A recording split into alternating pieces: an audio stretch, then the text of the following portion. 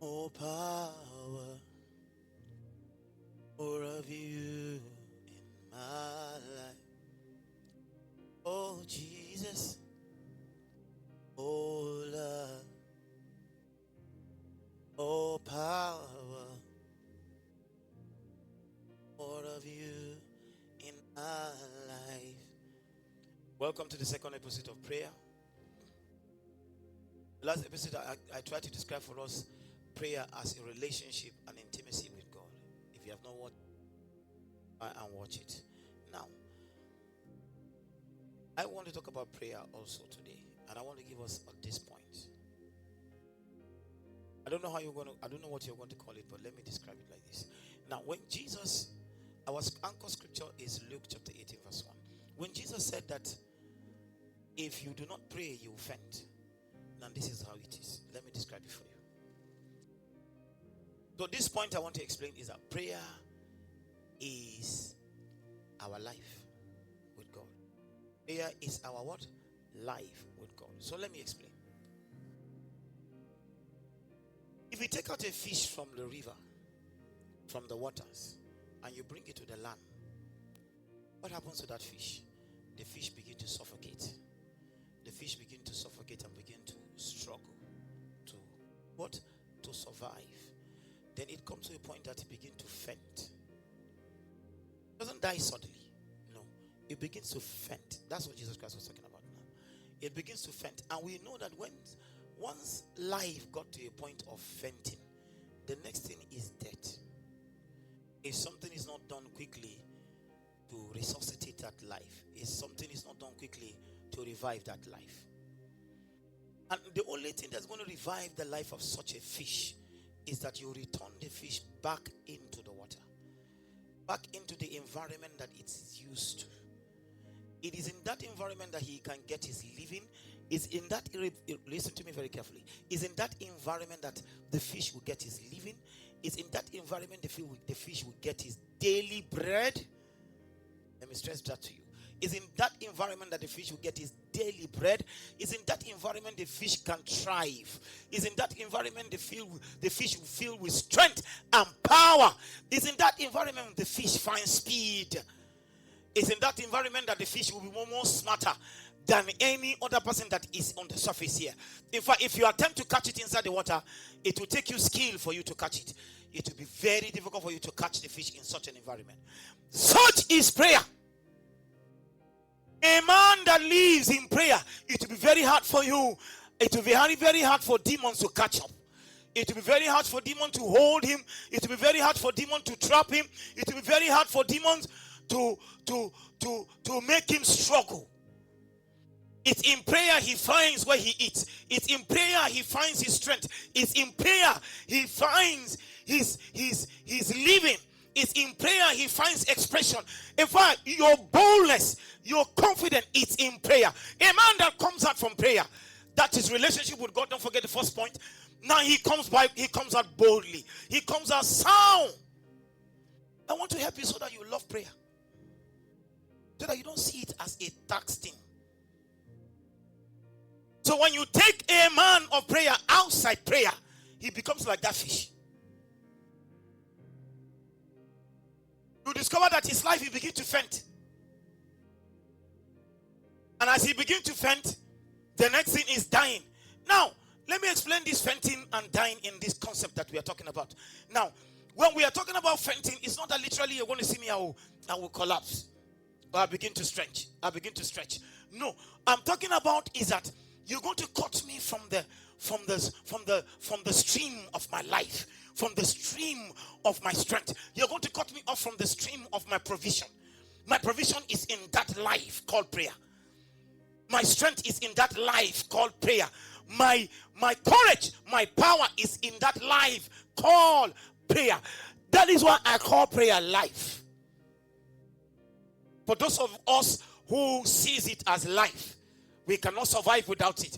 In fact, we know that yes, if we come out of it, we will start fainting. And from fainting, the next thing is that if we stay long, we will die. What does that mean to die? The life of God, the power of God, the energy of God will leave us. Because The life which we call the life of prayer, our energy is in that place. Our life is in that place. So we cannot do without it. That is the second description I'm going to give you.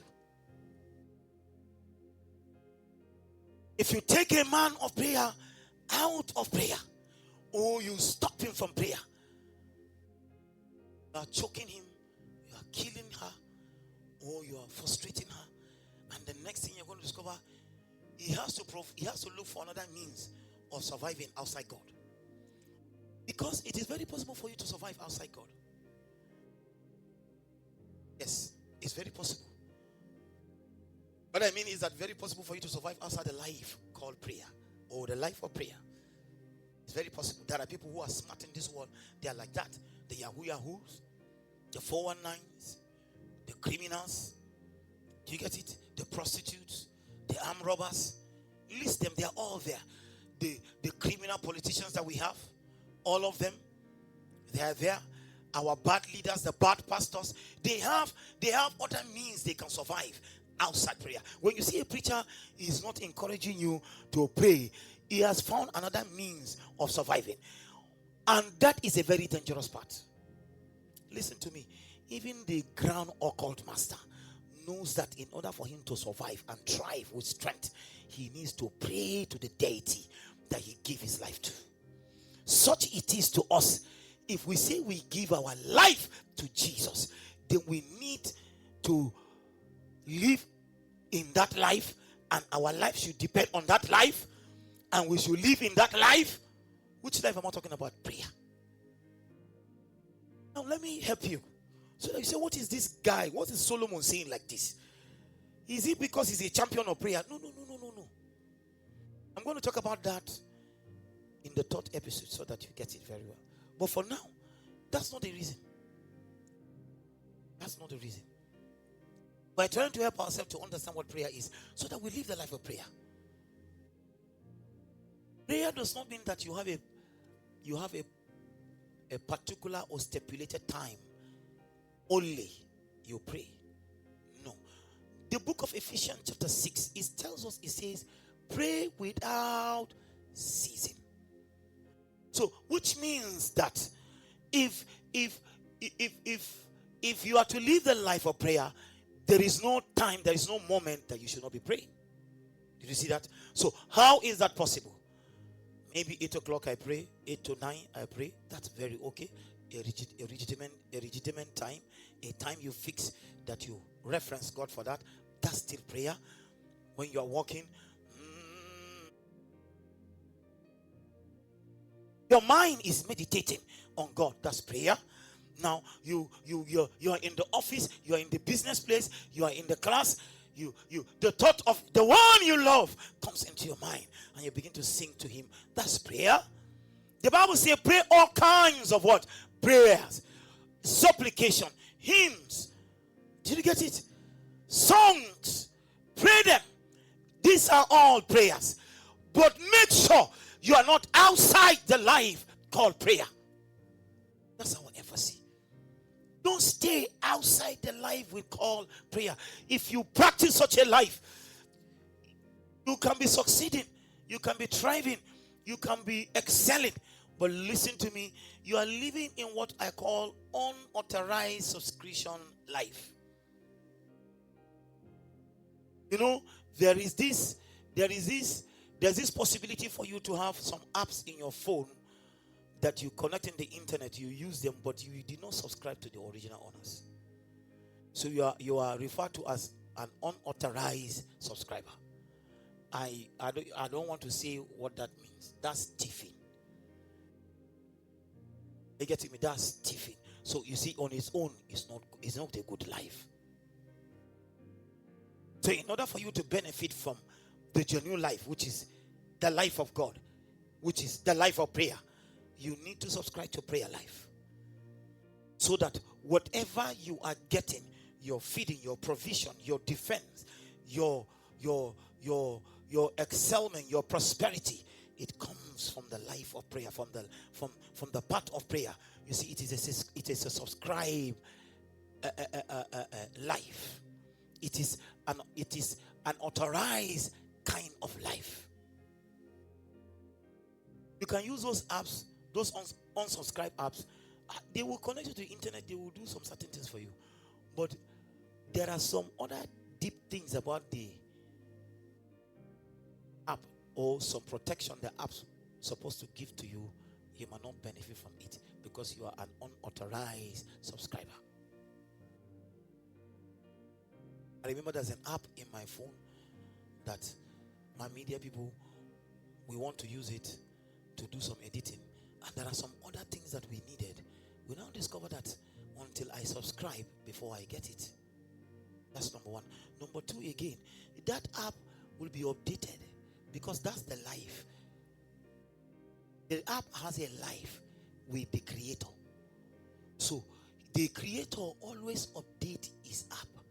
So the people who will enjoy the update are people who are subscribed, or are people who are authorized subscribers.